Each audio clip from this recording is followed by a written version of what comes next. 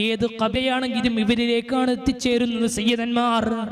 സയ്യിദന്മാർ സാദാത്തുക്കൾ തങ്ങൾമാർ ഇവരിലേക്കാണ് എത്തിച്ചേരുന്നത്.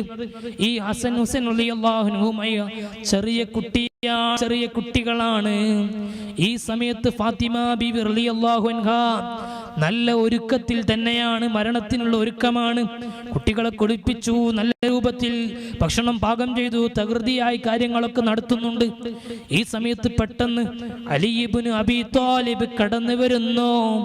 അലി ഇബ്നു അബീ ത്വാലിബ് വരുമ്പോ ഫാത്തിമ റളിയല്ലാഹു അൻഹ പെട്ടെന്ന് ആ കാര്യത്തിൽ നിന്ന് മൈൻഡ് ചെയ്യാൻ കഴിഞ്ഞിട്ടില്ല.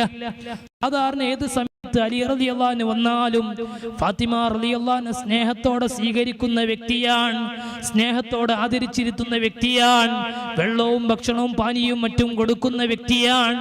പക്ഷേ അന്ന് ഫാത്തിമ റളിയല്ലാഹു അൻഹക്ക് അത് സ്വീകരിക്കാൻ